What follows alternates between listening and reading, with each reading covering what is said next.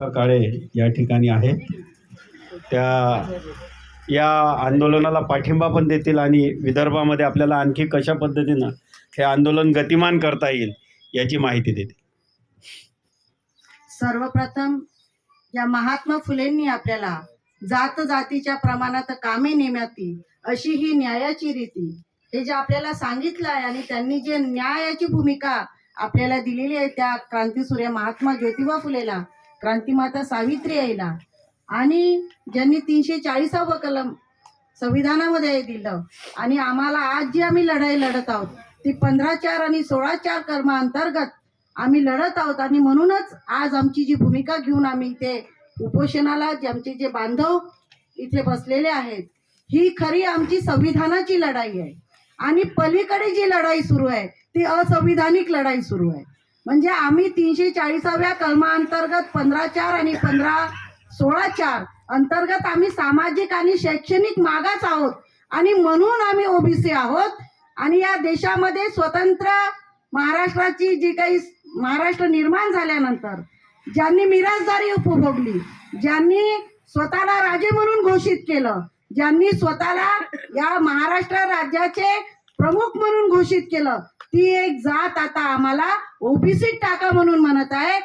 हा कोणता नेते आम्हाला मागत आहे. आणि म्हणून आमच्या ओबीसी बांधवांची जी काही भूमिका आहे ती भूमिका घेऊन आमचे मार्गदर्शक म्हणा की आमची न्यायाची सुप्रीम कोर्टापर्यंत लढाई लढणारे आमचे बंधू ॲडव्होकेट मंगेश ससाने, आमचे संतोष भाऊ विरकर, आमचे बटुळे मामा, दगने काका, आमचे शरद भाऊ आणि विठ्ठल भाऊ, खरंच आज जी खरी गरज आहे ती आज आपल्या अस्तित्वाची लढाई लढण्यासाठी आहे. तिथे जी लढाई सुरू आहे तो अस्तित्व दाखवण्याचा प्रयत्न आहे, ती आमची नाही. खरं अस्तित्व आम्हाला आमचं निर्माण करायचं आहे. आणि आज आम्ही यवतमाळातून मागच्या वेळेस आम्ही येऊ शकलो नाही, पण आज आम्ही इथे यवतमाळमध्ये आमच्या अस्तित्वाची लढाई लढण्यासाठी जे आमचे काका मामा आमचे भाऊ इथे उपोषणाला बसलेले आहेत त्या आमच्या काकांना मामांना आणि भावांना आम्ही पाठिंबा देण्यासाठी आलेलो आहोत. कारण की आता ही लढाई अटीतटीची झालेली आहे. त्यांच्यासाठी ते म्हणते की 340व्या कलमाअंतर्गत ते आमची जातीय जनगणना करत नाहीत, आमची संख्या किती आम्हाला मोजत नाहीत. आणि त्यांनी या महाराष्ट्र सरकारने त्यांना एका 30 दिवसात मोजून टाकलं, त्यांची संख्याही घोषित करून टाकली.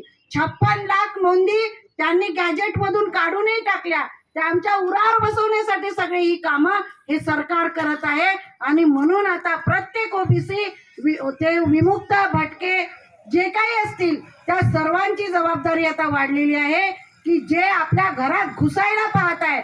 आमच्या छोट्या छोट्या गावामध्ये जिथे त्यांचा प्राबल्य होतो तिथे आमचा माणूस सरपंच उपसरपंच होत होता, ते त्यांच्या डोळ्यामध्ये खुपत आहे. आणि म्हणून आता त्यांना राजकीय आरक्षणाची सर्वात मोठी गरज आहे, कारण राजकीय आरक्षण हे 3 प्रवर्गाला देता येतं. आणि म्हणून त्यांची लढाई त्यांच्या हातातून आता कुठे त्यांच्या पायाखालची वाळू सरकायला लागलेली आहे. ओबीसी जागृत होत आहे आणि म्हणून आता त्यांनी जरांगे सारखा माणूस आमच्या विरोधात उभा केलेला आहे. जरांगे मागे जी काही शक्ती आहे ती आपल्या सर्वांना माहिती आहे. ते कितीही वेगवेगळ्या पक्षात असले तरी ते जरांगेच्या मागे आहेत. म्हणून आपली सुद्धा भूमिका असली पाहिजे. आपण कुठल्याही पक्षात असू द्या, पण आपले पोरं आपले काका मामा इथे बसलेले आहेत, तर प्रत्येकाने आपला पक्ष विसरून ओबीसीच्या न्याय आणि हक्कासाठी आपल्या या अस्तित्वासाठी आपण आता ही लढाई पुढे घेऊन जाण्यासाठी आपण तत्पर असलं पाहिजे. ससाने भाऊ, तुम्ही आज इथे उपोषणाला आहेत, आम्ही भेटायला आलो, पण आम्ही सुद्धा यवतमाळ आणि यवतमाळच्या तालुक्यामध्ये हे आंदोलन घेऊन जाणार आहोत. आणि तालुक्यापर्यंत हे आपल्या अस्तित्वाची लढाई हे सांगण्यासाठी आम्ही सगळी यवतमाळ टीम आम्ही काम करणार आहोत. गोरे साहेब आहेत, इंगळे साहेब आहेत, आमचे अमरावतीचे पेटकर मामा आहेत, विलास काय आहेत, माळेताई आहे, कमलताई आहे, अशा आमच्या अनेक मोठा ग्रुप आहे. आणि खरंच तुम्हा सर्वांचे मी आभार मानणार नाही, कारण आपण आभारासाठी बसलेलो नाही आहात, आपल्या अस्तित्वासाठी आपण बसलेलो आहोत. कितीही त्यांना उड्या मारू द्या, त्यांनी एवढ्या उड्या मारल्या पण त्यांना येता येत नाही हेही त्यांना माहित आहे, पण उड्या मारण्यासाठी ते तयार आहेत. त्यांच्यापेक्षा उंच उडी आपल्याला मारायची आहे. आणि त्यांनी आपल्याला कितीही म्हटलं की आम्हाला ओबीसी मध्ये टाका, ओबीसी मध्ये टाका, पण आता सगळ्यांचं डोकंही फिरलेलं आहे. कसं टाकायचं, टाकलं तर काय होईल हेही त्यांना समजत आहे. म्हणून आता विजय आपलाच आहे हे आपल्याला समजून आपल्याला काम करायचं आहे.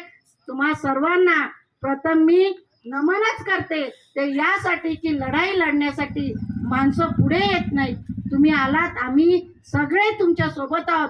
आम्हाला यवतमाळमध्ये काढलं, आम्ही उपोषणाला बसू, एवढंच मी आणि बोलतो.